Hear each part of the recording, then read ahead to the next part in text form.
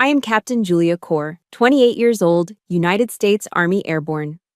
Last month, I was awarded the Distinguished Service Cross and signed a $6 million book and movie deal. I came home, despite our complicated relationship, hoping this would be the moment that changed everything. And it did. My sister Isolde pushed me down the stairs. But the last thing I heard before I lost consciousness wasn't a scream. It was my mother's ice-cold voice saying, "She deserved that." I woke up 3 days later, alone in a hospital bed at Walter Reed, my career shattered and my bank account emptied by my own parents.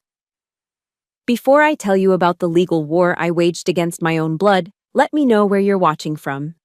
If you can relate, show some support with a like and hit follow.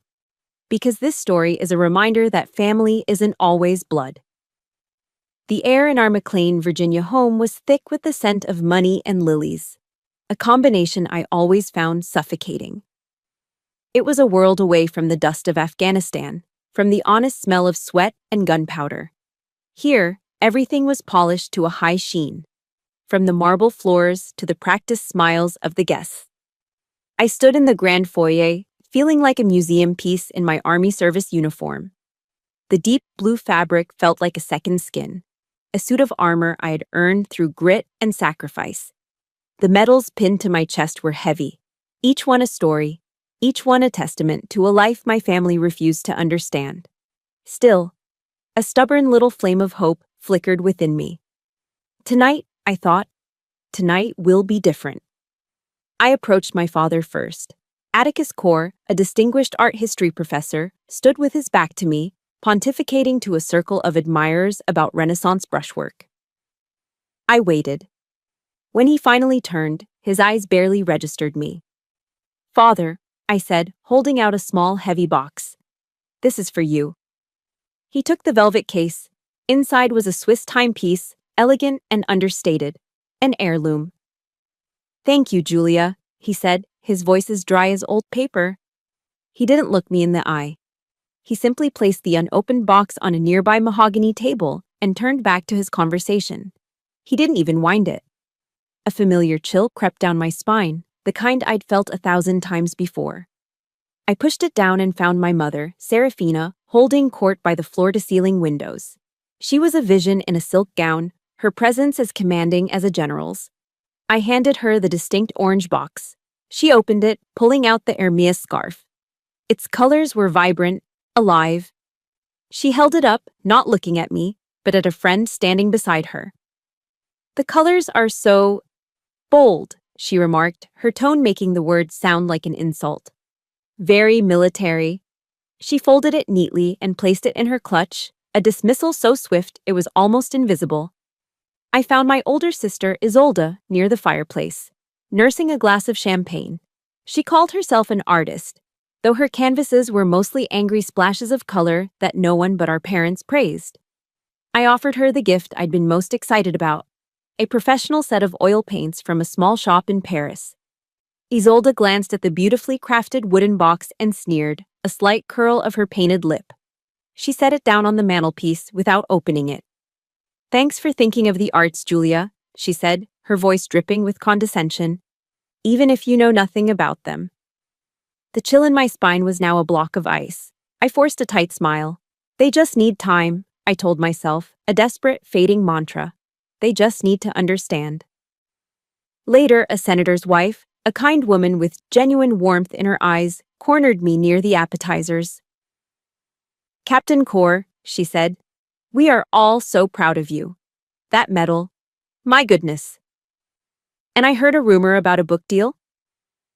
The room seemed to quieten around us. I felt a flush of heat rise to my cheeks.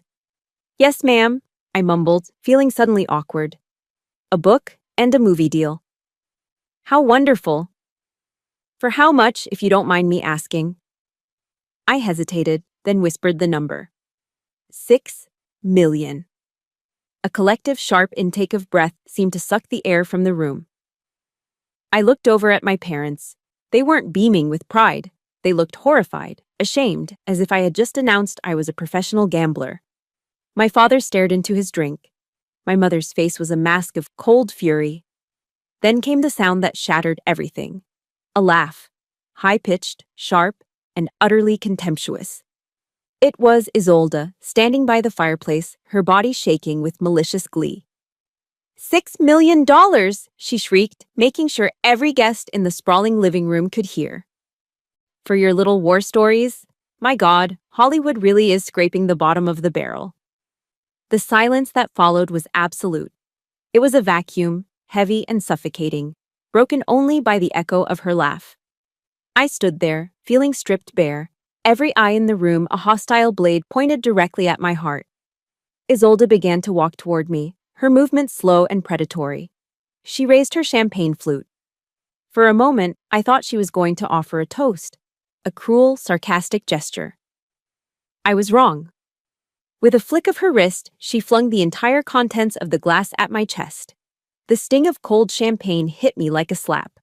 I watched, paralyzed, as the golden liquid dripped down the front of my uniform, staining the fabric and running over the polished surface of my medals. My medals.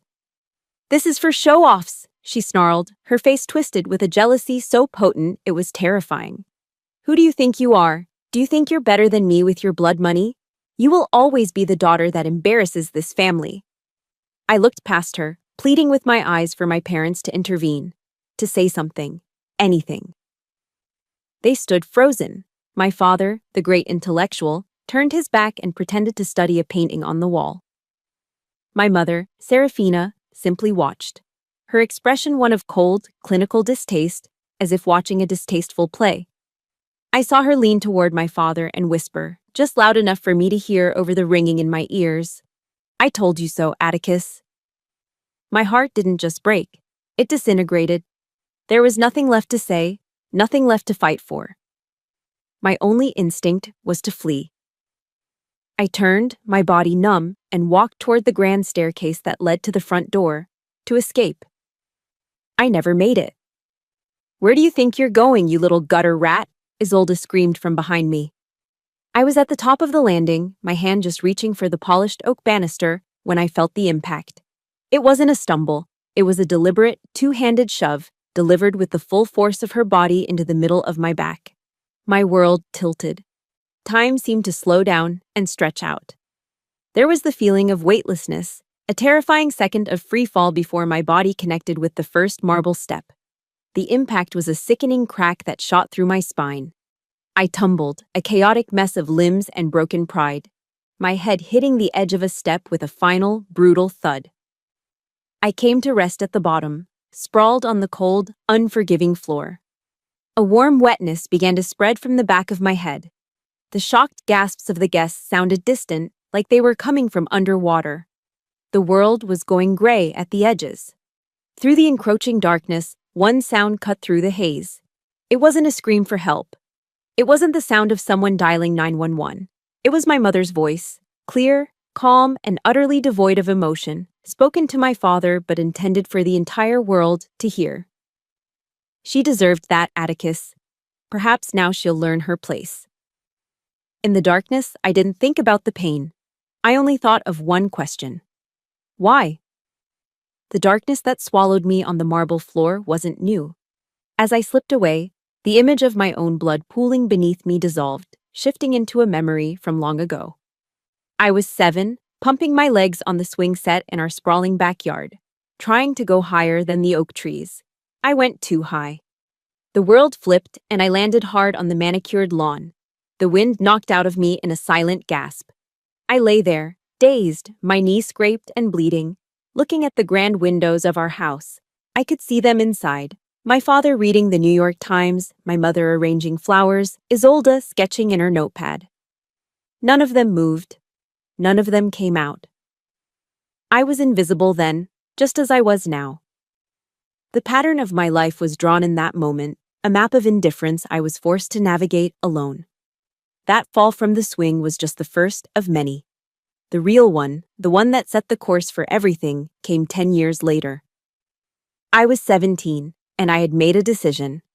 I found my parents in the study, a room that always smelled of old leather and my father's disapproval. I stood before them, my back straight, my voice steady. and announced that I had been accepted to the United States Military Academy at West Point. And I was going. My father, Atticus, slowly lowered his newspaper. He didn't look at me. He looked at a spot on the wall just past my shoulder. "The Core family does not raise followers, Julia," he said, his voice quiet but sharp. "We create leaders. You are throwing your life away." It wasn't a discussion. It was a verdict.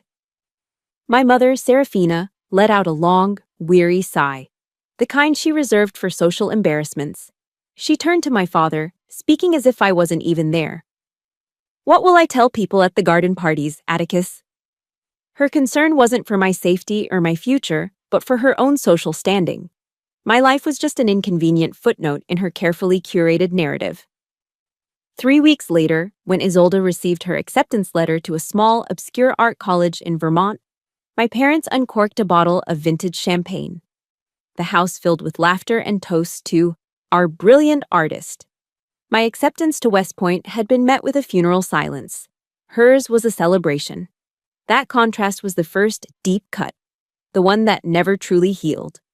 It taught me a fundamental truth. In my family's world, my achievements would always be weighed on their scale and would always be found wanting. This system of injustice was perfected at our holiday dinners. Thanksgiving was an annual ritual of psychological torture. Isolde would unveil her latest painting, usually a chaotic, meaningless mess of color, and my parents would lavish praise on her vision and raw talent. They would speak of her future exhibitions in Soho, as if they were a foregone conclusion. Then, all eyes would turn to me. I would try to share my world. I'd talk about earning a promotion, about completing a grueling training course, about the profound sense of purpose I felt leading my soldiers. My father would invariably cut me off, holding up a hand. "All right, Julia, that's enough.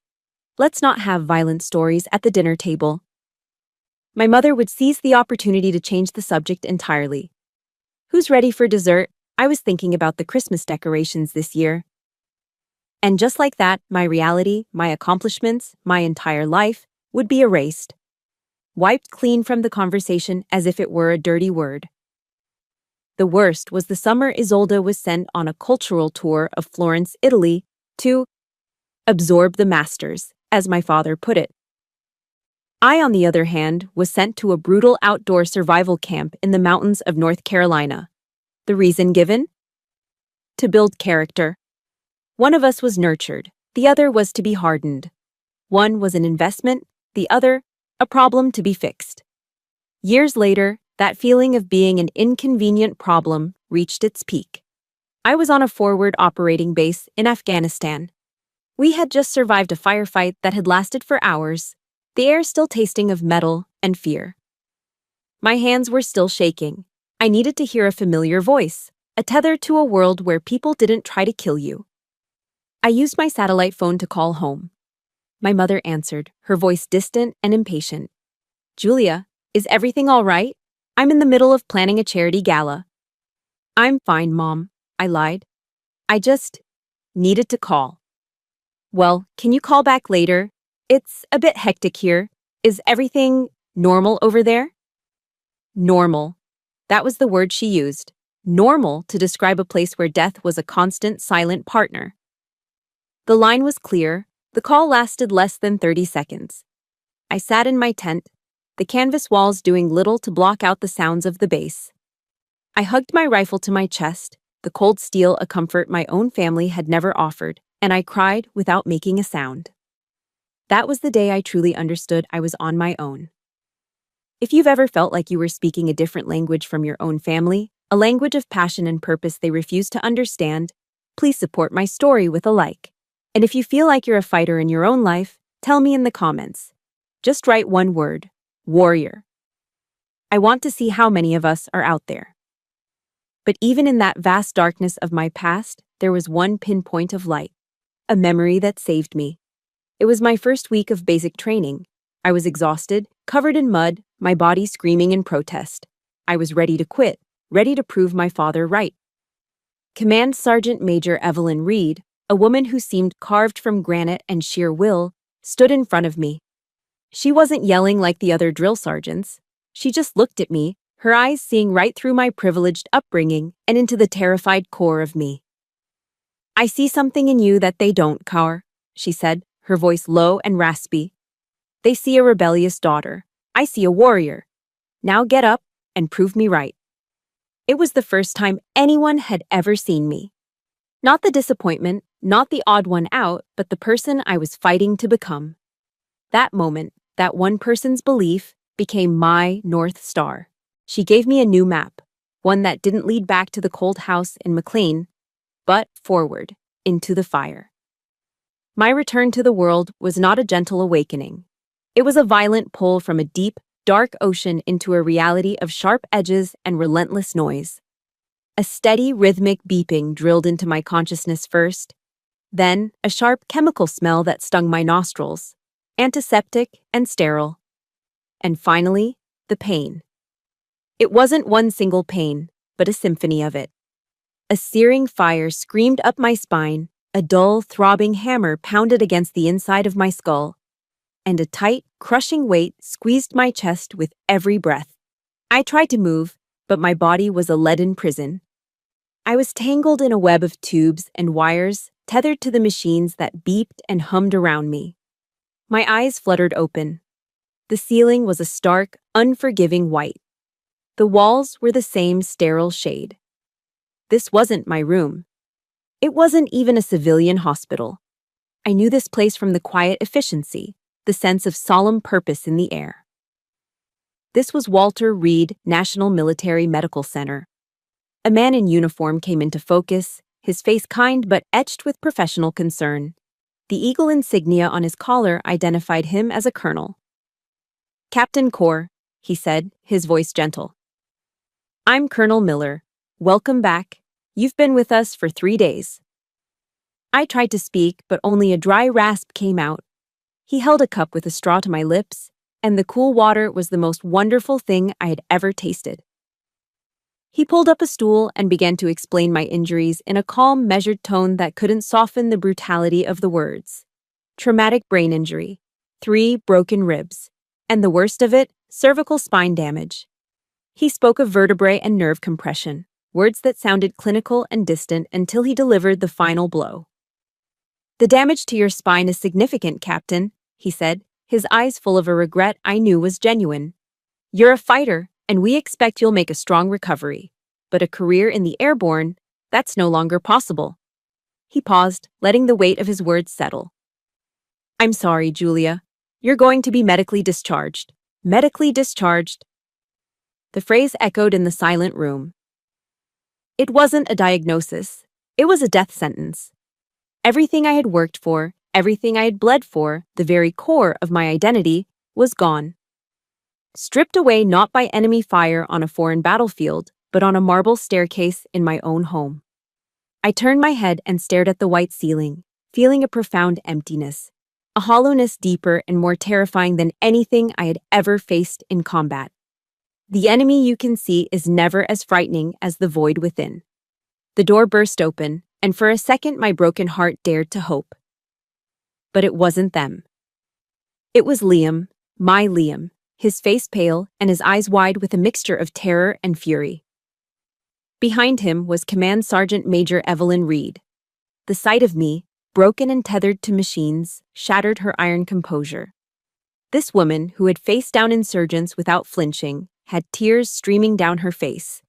That, more than anything, told me how bad it was. A young nurse, a specialist by her rank, followed them in. She looked nervous, glancing from Liam to me. "Sir," she began, her voice barely a whisper, Your family was here, on the first day." Liam's jaw tightened. "And, did they see her?" The nurse shook her head, unable to meet my eyes. "No, sir. They didn't come into the room. They told the front desk that Captain Kaur had authorized them to collect her personal effects from her locker. They took her purse, her phone, her keys, and then they left." The beeping of the heart monitor beside me quickened its pace. The words hit me with a physical force, a blow more painful than the fall itself. They hadn't come to see if I was alive or dead. They hadn't come to comfort or to repent. They had come to rob me while I lay unconscious, my life hanging in the balance. They came to finish the job. Liam, ever the lawyer, didn't miss a beat. His grief morphed instantly into cold, professional anger. He pulled out his laptop, his fingers flying across the keyboard. "I need to check something," he muttered, his voice dangerously low. He logged into my online banking portal, his face growing darker with every click. "No," he whispered, shaking his head in disbelief. "They didn't." He turned the laptop screen toward me. My savings account, which had held the beginnings of a down payment for a small house, was empty. My checking account, containing the first substantial advance from my book deal, was nearly drained. He showed me the transaction history. A single transfer, made the day after I was admitted. Nearly $80,000 moved into an account under the name of Isolde Carr. It was a calculated, methodical assassination of my life. A plan executed with chilling precision. Liam kept digging. He found an email from my insurance company confirming a request to cancel my long-term disability policy. The request had been made by phone by someone claiming to be me 2 days ago. This wasn't just abandonment. It wasn't a crime of passion. This was a premeditated execution, a systematic dismantling of my past, my present, and my future. All while I was lying in a coma. They weren't just content to see me fall. They wanted to make sure I could never get up again. Tears finally spilled from my eyes, hot and silent. But they were not tears of weakness or despair. They were tears of rage. A cold, hard fury was being forged in the ruins of my heart. I looked at Liam, my everything, who was staring at the screen as if he wanted to punch it. "They took everything," I whispered, my voice raw. He slammed the laptop shut and rushed to my side, grabbing my hand. His grip was an anchor in the storm. "No, Jules, not everything," he said, his voice shaking with a controlled rage of his own. "They don't have me. They don't have Evelyn. They don't have the truth. And I swear to God, I will make them pay back every single cent. I will make them pay for every broken bone, for every tear, for every second you've had to lie in this bed." I took a breath, a ragged, painful thing that felt like swallowing glass. The physical agony was immense, but it was nothing compared to the agony of betrayal. But in that moment, something shifted. The victim inside me died, and the soldier took command. I squeezed his hand back, mustering all the strength I had left. I looked him straight in the eye, my voice weak, but my will unbreakable. "Sue them, Liam," I commanded. "Sue them all." My command to sue them all was the first shot fired in a war I didn't know how to fight, but I wasn't alone in the foxhole. In the quiet, sterile hours that followed, my hospital room at Walter Reed transformed. It ceased to be a place of sickness and loss and became a command post, a sanctuary, a home. It became the one thing the sprawling mansion in McLean, Virginia, never was: safe. The nights were the hardest. The pain was a relentless tide, and sleep offered little escape, its waters filled with the recurring nightmare of falling, the sickening crunch, the cold, dismissive voice of my mother. More than once, I woke up with a strangled scream caught in my throat, my heart hammering against my broken ribs. And every single time, Liam was there. He would be asleep in the uncomfortable visitor's chair, but my smallest whimper would have him awake in an instant. He wouldn't offer empty platitudes. He would simply take my hand or gently push the damp hair from my forehead and whisper, "You're safe, Jules. I'm right here. You're safe," until the frantic rhythm of my heart slowed to match his steady presence. The safety he offered was more real and more profound than any high-tech security system my parents' money could buy. He never came empty-handed. He'd bring me books, reading aloud from John Grisham novels when the pain made the words on the page swim before my eyes. He brought me food from a small greasy spoon diner near Fort Belvoir that the soldiers loved. One evening, he walked in carrying a steaming styrofoam container of macaroni and cheese.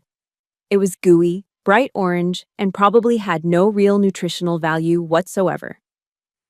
My mother would have called it pedestrian. To me, it was the most beautiful meal I had ever seen. It was comfort. It was care.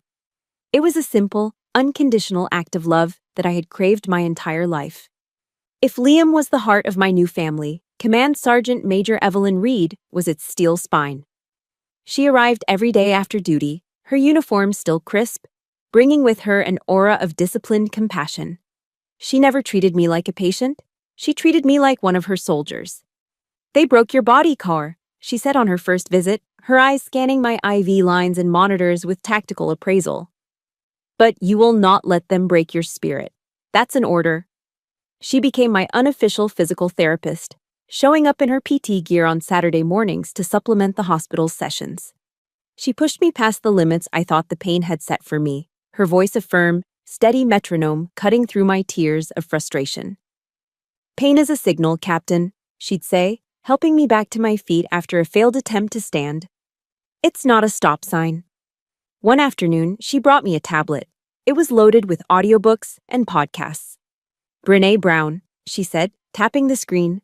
"She talks about courage, vulnerability, and daring to enter the arena. This war you're in now, 90% of it is in here," she said, tapping her own temple.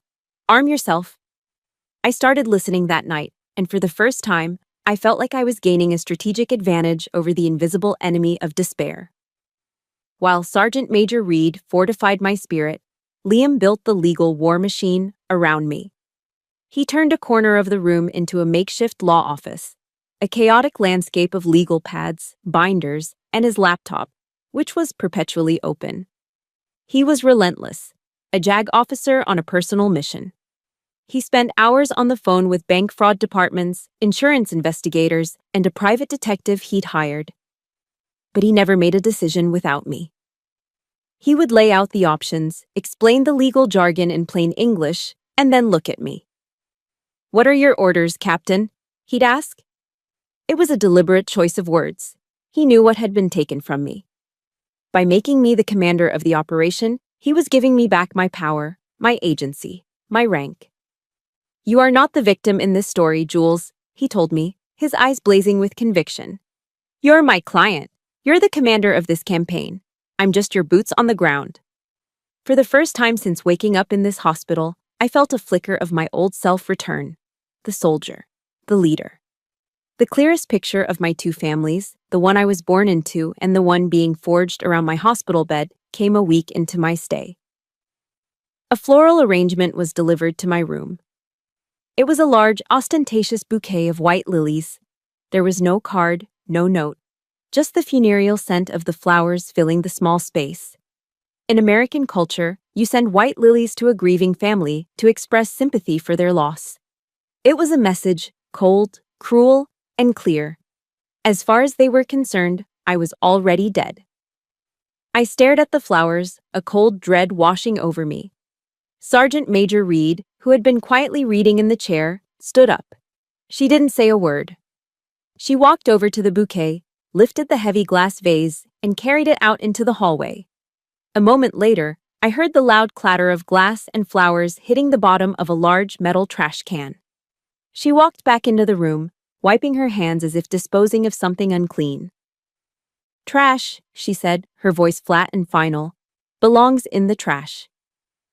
In that moment, I knew with absolute certainty that my real family was right here, in this room. They didn't share my blood, but they shared my foxhole. They were the ones standing guard. That evening, Liam laid out the evidence he had gathered so far. The paper trail was clear. The bank statements, the fraudulent insurance cancellation, the testimony from the nurse. It was all there. "It's strong, Jules," he said, tapping a stack of papers. "But they have expensive lawyers. They'll try to paint you as unstable, claim Isolde was just helping you manage your finances. They'll try to muddy the water." He looked at me, his expression turning serious. "Bank statements and insurance fraud are damning. But they can argue their way around it, create reasonable doubt. We need something they can't deny, something that puts them at the scene, with intent. We need a smoking gun." The first move from the enemy camp came 2 days after the funeral flowers. Liam came back from grabbing coffee, his jaw tight with a familiar anger. He told me they had cornered him in the hospital parking garage. Not Isolde, but my father, Atticus Core. For the first time in his life, the esteemed professor had deigned to plead. He didn't ask how you were, Liam recounted, his voice laced with disgust as he paced the small room. He didn't express an ounce of remorse. He just wanted to handle this quietly. Those were his words. Liam stopped and looked at me. He said you were being emotional and that if you dropped the lawsuit, they'd return the money. His main concern? The family's reputation. That a public scandal would be ruinous. I felt nothing. No shock, no fresh wave of pain. Just a cold, weary confirmation of a truth I had known my entire life. To my father, I was not a daughter who had been nearly killed. I was a public relations crisis to be managed. His love, his concern, it was all conditional, tethered to the image of perfection he curated for the world. In the army, we have a creed: never leave a fallen comrade. My family's creed, I realized, was never allow a fallen comrade to tarnish the family name. The real ambush came a few days later. It was the first time I'd been allowed outside. A young, cheerful nurse was pushing my wheelchair through a small manicured garden near the hospital's main entrance, and the crisp autumn air felt revelatory on my skin. For a few precious moments, I closed my eyes and just breathed, feeling a sliver of hope. And then I saw them, standing near the exit as if they had been waiting, my mother and Isolde. My mother, Serafina, was the picture of East Coast elegance, dressed in a classic, cream-colored Chanel tweed suit, her hair perfectly coiffed. She looked as if she'd just come from a board meeting for the local art museum, not a confrontation with her hospitalized daughter. The sheer, breathtaking inappropriateness of her attire was a statement in itself. She was above this. This was all beneath her. Isolde stood beside her, arms crossed, a familiar, defiant smirk playing on her lips. There was no remorse in their eyes, only annoyance. My nurse, sensing the tension, instinctively slowed the wheelchair. "That's far enough, thank you," my mother said to the nurse, dismissing her as if she were a waitress. The nurse looked at me, uncertain, and I gave her a slight nod. She retreated to a respectful distance. Serafina glided towards me, her expensive perfume cutting through the clean hospital air. "Julia, you will stop this charade at once," she began, her voice low but carrying the weight of a command. "You are embarrassing the entire family. People are talking. You always did love the attention. But this is simply too much." Charade.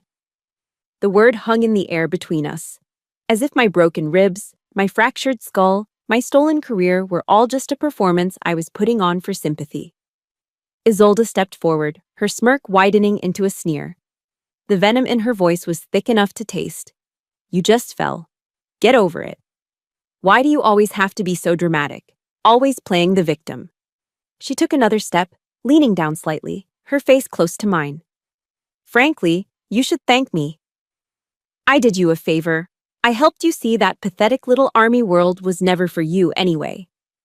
I looked up from my wheelchair, past my mother's perfectly tailored suit, and met my sister's gaze. And for the first time in my life, her words didn't find their target. They didn't pierce my heart. I felt no sting of betrayal, no familiar ache of inadequacy. All I saw was a hollow, pathetic creature, consumed by an envy so deep it had rotted her from the inside out. I felt a flicker of something I never expected to feel for her: pity. So I said nothing. I just held her gaze, my silence a shield she had never encountered before. I didn't cry. I didn't argue. I didn't defend myself. I simply watched them, and in my silence, their power evaporated. It was the most powerful weapon I had ever deployed. My lack of a reaction infuriated them. It was Serafina who broke first. Her mask of detached superiority cracked, revealing the raw panic beneath. She stepped forward, her face contorted in a snarl, and crouched down so she was at my eye level. Her voice dropped to a venomous hiss, meant only for me. "Listen to me, you little bitch," she whispered, the Chanel-clad paragon of high society vanishing completely. "You will drop this lawsuit. If you don't, you will have nothing. We will tell the court you have severe PTSD from your time in Afghanistan, that you're mentally unstable, that you hurt yourself for attention." Her eyes were cold, dead things. "Who do you think they'll believe, Julia? A decorated war hero's grieving family? or the unstable soldier who imagined it all? That was it. The final line. The point of no return. They weren't just trying to silence me. They were willing to desecrate the one thing I had left, my honor, my service, to save themselves. They would use the very real trauma of war, a sacred burden carried by so many, as a weapon to destroy me. In that moment, any lingering trace of love I had for these women turned to ash. I think that's enough. The voice was calm, male, and full of authority. We all turned. A man in a simple detective's coat was standing a few feet away. Detective Harding. Liam must have anticipated this. My mother shot to her feet, instantly recomposing herself, the mask of civility snapping back into place. "I beg your pardon," she said, her voice dripping with indignation. "This is a private family matter." "Not anymore, it isn't," Harding said evenly, taking a step forward. His presence was an immovable object. "Ma'am, I'm going to have to ask you and your daughter to leave the hospital grounds." Serafina shot me one last look of pure hatred before turning on her heel and stalking away, Isolde trailing behind her like a malevolent shadow. I sat there in my wheelchair, the cold air feeling sharp in my lungs. I had faced them, and I had not broken. I had held the line. Detective Harding walked over to me. His expression was unreadable, but his eyes held a flicker of something that looked like respect. He reached into his coat pocket and pulled out a clear plastic evidence bag. Inside was my phone, its screen shattered. He held it out to me. "We recovered everything, Captain," he said, his voice quiet but clear. "Are you ready to listen?"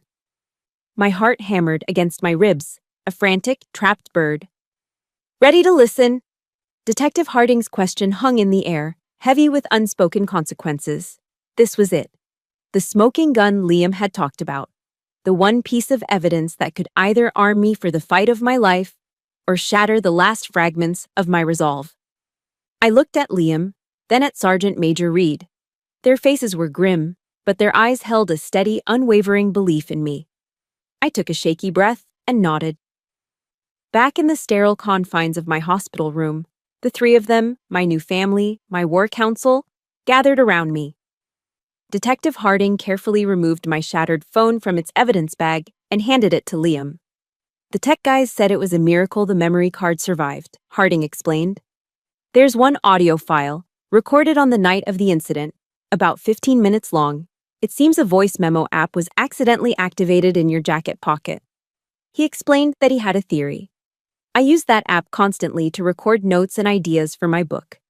In the chaos of the party, I must have bumped the phone and started it recording without realizing. It wasn't fate. It wasn't divine intervention. It was a soldier's habit, a writer's tool that had inadvertently become a silent witness. The room fell silent. The only sound was the steady beep of the heart monitor, a rhythmic countdown to a truth I wasn't sure I was ready to face. I looked over at the small collection of photos taped to the wall beside my bed. Pictures of my unit, of comrades I had lost. I saw the face of Sergeant Miller, who had died in my arms. They had fought for the truth. They had died for it. The least I could do was listen to it. "Okay," I said, my voice steadier than I felt. "Play it." Liam connected the phone to a small portable speaker, the kind we'd use to play music on deployment. He hit play. The first sound was the dull roar of the party, the clinking of glasses, the murmur of polite conversation, the distant strain of a classical string quartet. Then, cutting through the noise, was Isolde's voice, sharp and laced with her signature jealousy. $6 million for your little bang-bang stories." Her mocking laughter filled the speaker, and I flinched, the sound as sharp as a physical blow. Then came my own voice, strained and weary. "I'm tired, Isolde. I'm just going to go." The recording captured the sound of my footsteps, the sharp shriek from my sister. "Where do you think you're going, you little rat?" And then, the sound that would be forever burned into my memory. A sickening sharp crack as my head hit the marble, followed by a series of heavy, brutal thuds as my body tumbled down the stairs. And then, a profound, chilling silence. My own heart seemed to stop in my chest. I closed my eyes, my hands gripping the arms of my wheelchair so tightly my knuckles turned white. I was back there, at the bottom of the stairs, submerged in that terrifying darkness. The silence on the recording stretched for what felt like an eternity. Then it was broken by my father's voice, trembling, but not with fear for me. It was the tremble of a man whose perfect evening had been ruined. "Serafina," he said, his voice a harsh whisper, "call 911. My mother's reply was not the scream of a horrified parent. It was a sound colder and harder than the marble floor my blood was staining. "Wait, Atticus," she hissed. There was a pause, and I could almost feel her standing over me, looking down. "Let me see if it's still breathing." Another beat of silence. It deserved it. A strangled sob escaped Liam's lips. Sergeant Major Reed's hand found my shoulder, her grip like iron, grounding me. My father's voice came again, faster now, laced with a frantic, calculating urgency. "Listen, Isolde is hysterical. We have to control the narrative. I'll handle the guests. You go upstairs and get her purse and her phone from her room. Now, before the police get here, we need access to her accounts." The final sounds on the recording were the soft, hurried footsteps of my mother ascending the grand staircase, not to call for help, but to begin the plunder. Then, the file ended. Liam stabbed the stop button. The sudden silence in the room was deafening, heavier and more complete than anything I had ever known. The steady beeping of my heart monitor was the only proof that I was still alive. Slowly, I opened my eyes. Tears were streaming down my face, but for the first time, they were not tears of sorrow. The part of me that had spent a lifetime loving them, craving their approval, hoping they would one day see me, that part of me died in the silence as that recording ended. The grief was gone. The hurt was gone. All that remained was the cold, unalterable, and brutal truth. And beneath it, a bedrock of pure, unadulterated rage. I had the proof, not just of their crime, but of their character. It wasn't just a legal case anymore. It was a moral one. Liam's face was ashen. Sergeant Major Reed's eyes were blazing with a fire so intense I could feel its heat. I looked from one to the other, my family, my soldiers. Then I looked at Detective Harding, whose professional mask couldn't quite hide the look of disgust on his face. My gaze was no longer that of a victim. It was the gaze of a judge who had just heard the final, damning evidence. If you believe that facing the truth, no matter how ugly, is the only path to real freedom, please support my story with a like. And if you agree that what my family deserves is justice, tell me in the comments. Just write one word: justice. I need to know you're with me on this. I turned my eyes back to Liam, my voice devoid of any warmth, any weakness. It was as cold and hard as the steel in Sergeant Reed's spine. "Release it," I commanded. "I want the whole world to hear." My command, "Release it," hung in the air, transforming the sterile hospital room into a theater of war. The shock from the audio recording had vaporized, replaced by a cold, hard resolve. The soldier in me, the one who had been dormant beneath layers of pain and betrayal, was now fully awake. My bed was the command post. Liam was my legal counsel, and Command Sergeant Major Reed was my second in command. The mission, Operation Justice. In the military, before any major operation, you map the terrain. You study the enemy, their strengths, their weaknesses, their patterns. My hospital whiteboard, normally used for tracking medication schedules, became my battle map. With a black marker gripped in my hand, I began to diagram the last 2 decades of my life. It wasn't an exercise in self-pity, it was a strategic analysis. I listed every dismissive comment, every forgotten birthday, every time my achievements were ignored in favor of Isolde's mediocre art.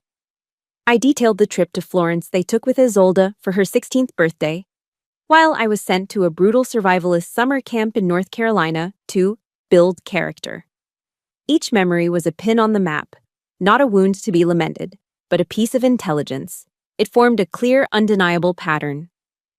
"They will paint me as unstable," I told Liam, my voice steady as I drew a line connecting my father's disdain for West Point to my mother's comments at the party. They'll use their reputation as respected members of the McLean community to discredit me. So, we have to prove that the only instability here is their insatiable greed and pathological jealousy. This wasn't a random act. This was the culmination of a lifelong campaign. My pain had been weaponized against me. Now I was turning my history into ammunition. Liam, armed with this new strategic overview, made a call. "I remember you mentioning a neighbor," he said to me. "An older woman? Mrs. Gable?" I nodded, and he found her number. Mrs. Gable was a sweet, sharp-as-a-tack widow who had lived next door to my family for 30 years. She had always been kind to me, often leaving cookies on our doorstep after I'd spent a weekend weeding her garden beds. She not only remembered everything, she had proof. Her home security system, which she'd installed after her husband passed, had a camera angle that covered our front driveway. She had footage from the night of the party, showing the guests arriving, and more importantly, leaving in a panicked hurry. But her most powerful evidence wasn't on a hard drive. "That child has a heart of gold," she told Liam over the phone, her voice cracking with emotion. I'd watch her, year after year, tending to that big garden all by herself while the rest of them were off in Europe or the Hamptons. They have hearts of stone, that family. Of course, I'll testify. Her words provided a crucial, unimpeachable third-party perspective. She was the character witness I never knew I had. As we built our offense, I knew we had to prepare for their counterattack. My mother's threat to use my service record and the possibility of PTSD against me was not an empty one. In the court of public opinion, they would try to control the narrative. "We have to get ahead of it," I told Liam. "We strike first." Together, we drafted a press release. It was short, professional, and devoid of emotion. It simply stated the facts. Liam sent it out through his law firm's official channels. U.S. Army Captain Julia Carr is recovering from a serious assault and has filed a civil suit against members of her family for battery and financial fraud. The statement landed like a surgical strike. It immediately framed the narrative around facts, assault, fraud, and put my family on the defensive, robbing them of the chance to spin their own web of lies.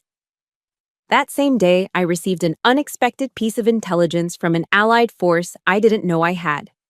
An email popped up on the new phone Liam had bought for me. The sender was Alistair Finch, the Hollywood producer behind my book-to-film deal. My heart sank. I was sure it was a letter terminating our contract. Instead, I read, "Dear Captain Carr, I was deeply saddened to hear of the recent events. Please accept my sincerest wishes for your swift and complete recovery. I want to make one thing clear. Your story is not over. It has just begun a new chapter. We will be waiting. Your voice is more important now than ever. Sincerely, Alistair Finch." That email was a lifeline. It was a powerful validation from the outside world, a world my family despised, confirming that my story, my life, had value. It was everything they had spent my entire life denying. The legal battle fueled my physical one. Every session of physical therapy became a mission. The parallel bars in the rehab room were my new obstacle course. The pain was excruciating, but I channeled the wisdom of one of the books Sergeant Major Reed had given me, Viktor Frankl's Man's Search for Meaning. Frankl wrote, "When we are no longer able to change a situation, we are challenged to change ourselves." I couldn't change what my family had done, but I could change how I responded. I could choose to fight. I could choose to heal. Learning to walk again was the hardest thing I'd ever done. It demanded a level of discipline that made Ranger School look easy.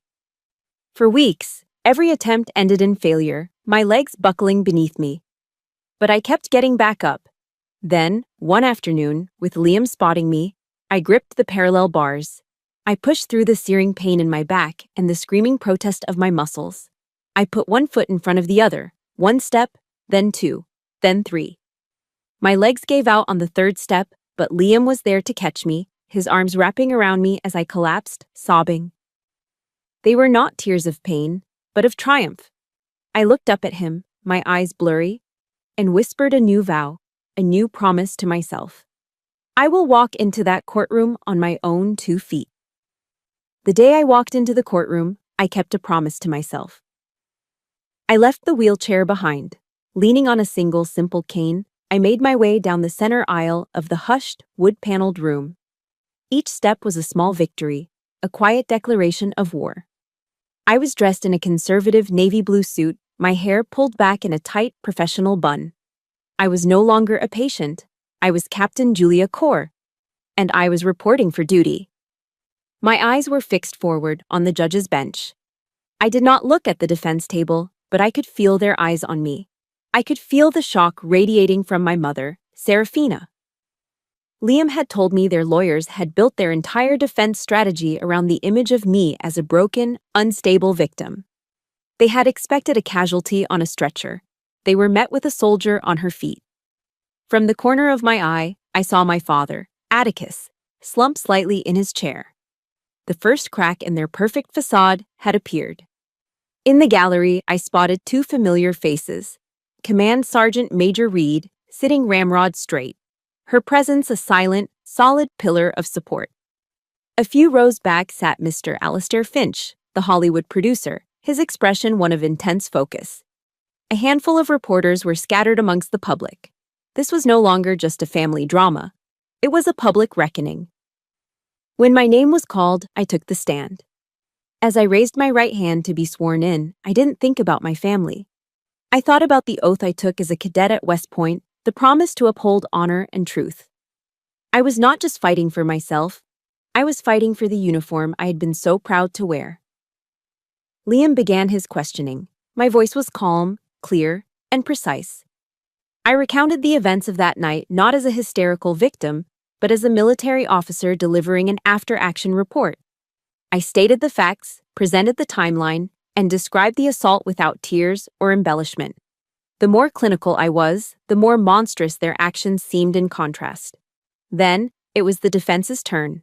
A slick, expensive-looking lawyer I'd never seen before approached the witness stand, his smile dripping with false sympathy. "Captain Core," he began, "you've served your country with distinction, and we are all grateful. But isn't it true that your service in Afghanistan was traumatic?" I saw the strategy immediately. They were going to follow through on my mother's threat. My service had its challenges. Yes, I replied evenly.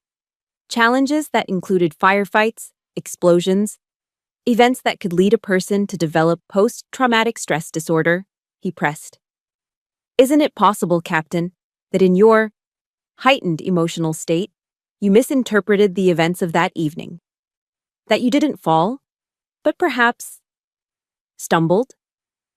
I held his gaze. I did not look at Liam. I did not look at the judge.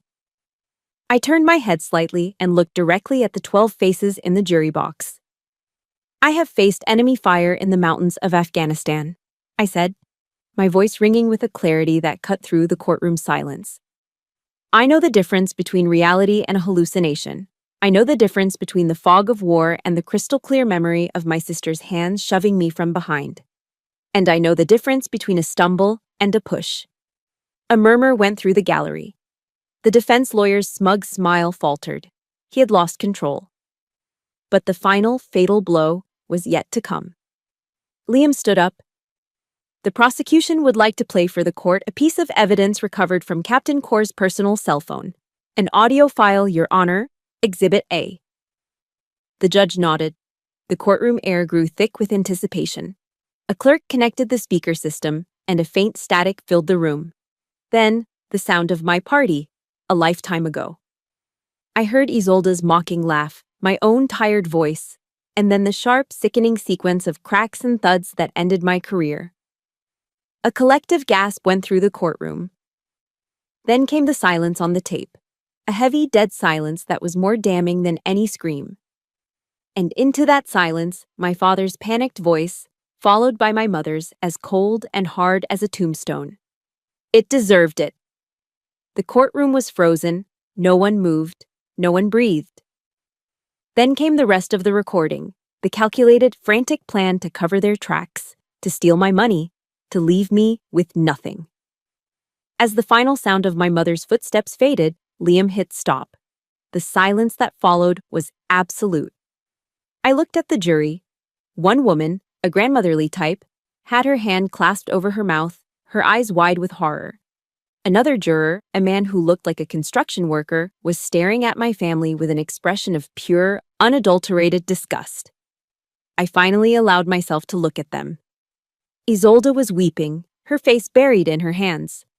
My father, the great intellectual, had his head bowed, his shoulders slumped in utter defeat. And my mother. Her face was the color of chalk. Her carefully constructed mask of superiority had been shattered into a million pieces, leaving behind only the ugly, naked truth of who she was. The game was over. Their lawyer, looking pale and shaken, made a desperate plea for his clients to be released on bail pending trial. The judge, a stern, gray-haired woman, looked down from her bench, her face a mask of cold fury. She removed her glasses slowly. "Counselor," she said, her voice quiet but carrying the force of a thunderclap. "This court has just heard evidence of a brutal, premeditated assault, followed by a conspiracy to defraud the victim while she lay unconscious." She looked directly at my parents and Isolde. "Based on the clear evidence of violent conduct and a concerted effort to conceal a crime, this court finds the defendants to be a significant flight risk and a danger to the community. Bail is denied." The gavel came down with a crack that echoed the sound of my own fall. The defendants will be remanded into custody. As two bailiffs approached the defense table with handcuffs, my mother's composure finally, completely, and spectacularly shattered. She shot to her feet, her face twisted into a mask of rage and disbelief. "Julia!" she shrieked, a wild animal sound of fury and despair. "Julia!" But I didn't turn around. I had heard everything I ever needed to hear. The sound of the gavel was the end of the battle, but it wasn't the end of the war. The victory I'd fought so hard for didn't taste sweet. It tasted like ash. I had expected to feel a surge of triumph, a cathartic release. Instead, as Liam drove me away from the courthouse, all I felt was a profound, crushing emptiness. I had won. But in the process, I had officially lost my family forever. The war was over, and I was left standing alone on the battlefield, surrounded by the ghosts of what could have been.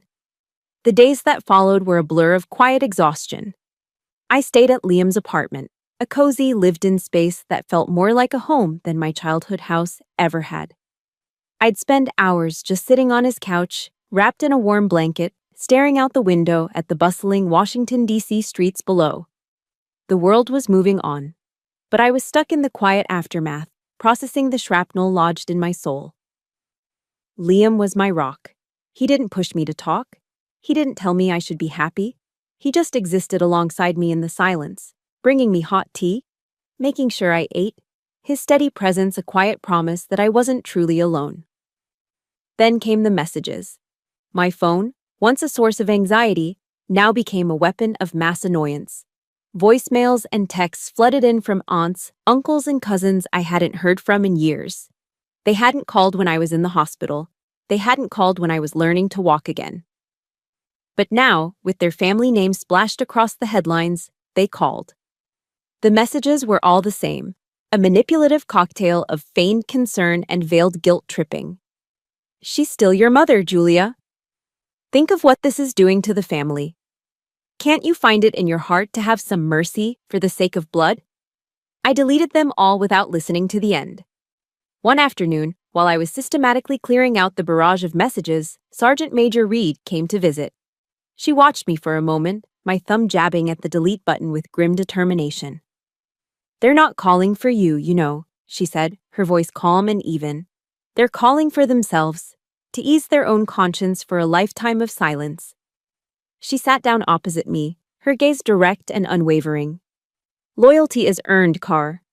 It isn't inherited with a last name." Her words were a splash of cold, clean water, washing away the lingering residue of guilt they were trying to smear on me. She was right.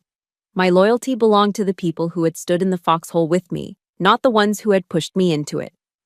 Amidst the noise of hollow apologies and familial duty, one voice broke through. It wasn't a text or a voicemail, but a thick, cream-colored envelope that arrived in the mail. A handwritten letter. The return address was a small town in Vermont I knew my younger brother, Kalen, had moved to. With trembling hands, I opened it. His handwriting was a familiar, slightly frantic scrawl. The letter wasn't an excuse or a plea. It was a confession. He wrote that he hadn't slept a full night since the party, that my screams on the recording echoed in his head. He admitted that he had spent his whole life terrified of our parents and Isolde, and that his silence that night was the greatest act of cowardice in his life.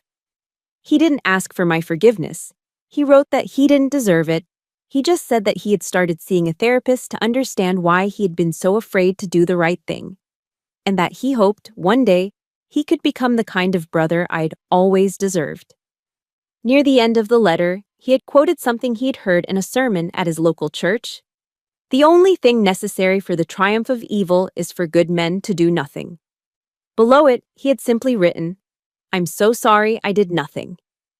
That letter, with its raw honesty and lack of excuses, was the first thing that had truly touched my heart since the trial. A few days later, I went to my first meeting. It was a support group for wounded veterans at Walter Reed. Sitting in a circle with men and women who bore both visible and invisible scars, I didn't have to explain anything. The pain of losing a limb was different from the pain of losing a family. But the language of trauma, of survival, was universal.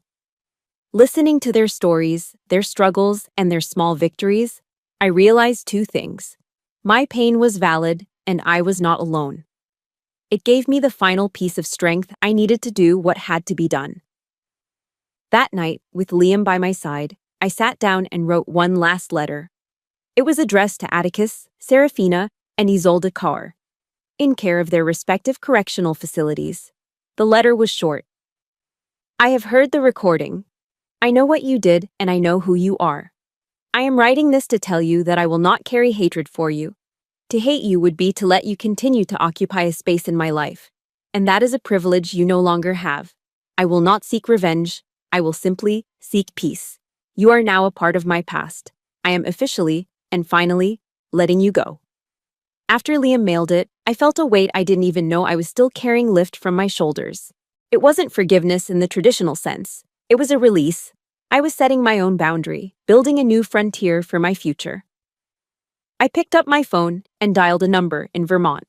He answered on the second ring. Hello? Kalen's voice was hesitant, nervous. Kalen, I said, my own voice surprisingly steady. It's Julia. I got your letter. A long pause filled the line. Then, quietly, I'm glad. Me too, I said. Maybe we could get coffee next week. 18 months can feel like a lifetime, or in my case, the beginning of a new one. The scene is not a hospital room or a courthouse. It's the Mojave Desert in California, just before dawn.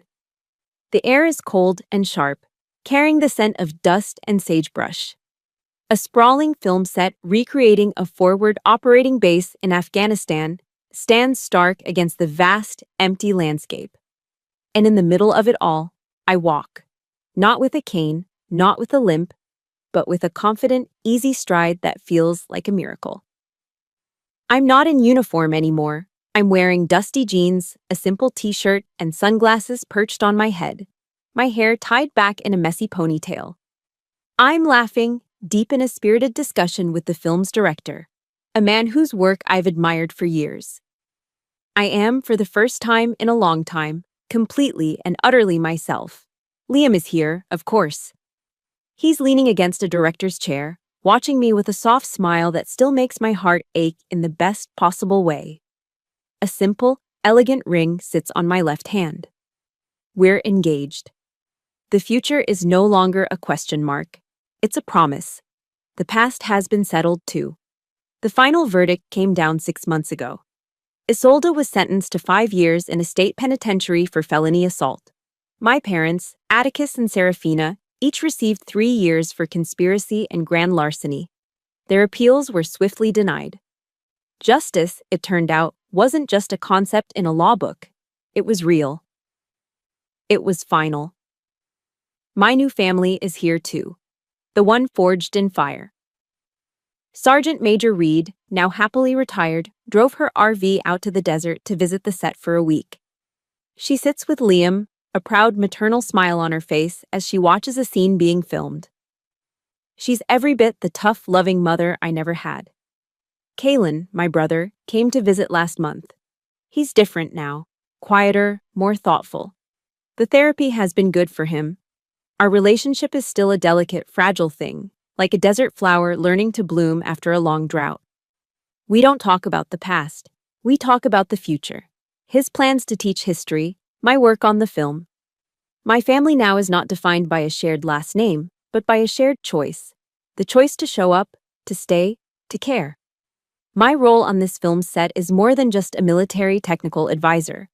Mr. Finch, true to his word, insisted I be a core part of the creative team.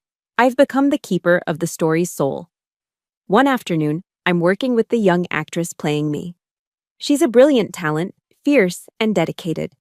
But she's struggling with a key scene, the moment at the party when Isolde throws the champagne. I just can't find the anger, she says, her brow furrowed in frustration during a break. I feel like I should be screaming at her, fighting back. I guide her to a quiet spot away from the crew. That's because you're looking for the wrong emotion, I tell her gently. When it happened, I wasn't angry. Not at first. I was just surprised. She looks at me, confused. I try to explain the insight that took me years of pain to understand. The deepest wound isn't the hatred from someone you know dislikes you. It's the shock of realizing that the unconditional love you thought was your foundation, the one thing in the world you could count on, never actually existed at all. It was all a story you were telling yourself. I look into her young, earnest eyes. So don't play the anger. Play the stunning, breathtaking surprise of a person realizing they are and always have been, completely and utterly alone in the one place they were supposed to call home. She stares at me for a long moment, and then her eyes fill with a sudden, profound understanding. She nods, a silent thank you, passing between us. In that moment, I realize my scars are no longer just marks of pain. They are maps, and I can use them to help others navigate their own difficult terrain. The tragedy has been transformed into a legacy. The story ends here, where it began. With me, but a different me. A whole me. Liam and I are standing on a rocky outcrop overlooking the desert floor. We've woken up early to watch the sunrise. The sky is a deep, velvety purple, just beginning to bleed into shades of orange and pink at the horizon. The air is still and cold, and I pull my jacket tighter, leaning into his warmth. We stand in comfortable silence, watching the world awaken.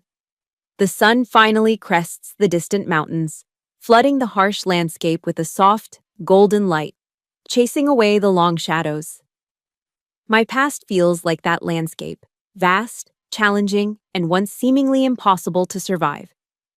But standing here, in the light of a new day, I see it for what it is. Not a wasteland, but a place of stark, resilient beauty. A place that tested me, broke me, and ultimately revealed the strength I never knew I had.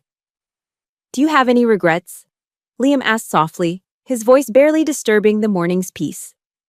I think about the years of trying to earn an unearnable love. I think about the pain, the betrayal, the fight to reclaim my life from the ashes. I think about the person I was and the person I have become. A slow smile spreads across my face. It's a genuine smile, one that reaches my eyes. I don't regret fighting, I say, my voice clear and steady in the morning air. The fire was meant to burn me to the ground. Instead, it just forged me stronger.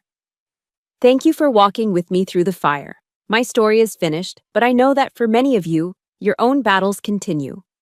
Remember, the family you forge in loyalty is just as real as the one you are born into. And our deepest scars often teach the most profound lessons. This channel is a place for all the warriors, the survivors, and the builders of new dawns. If you believe in the power of resilience, please subscribe to join our community. We have so many more stories of justice and hope to share. Until next time, stay strong.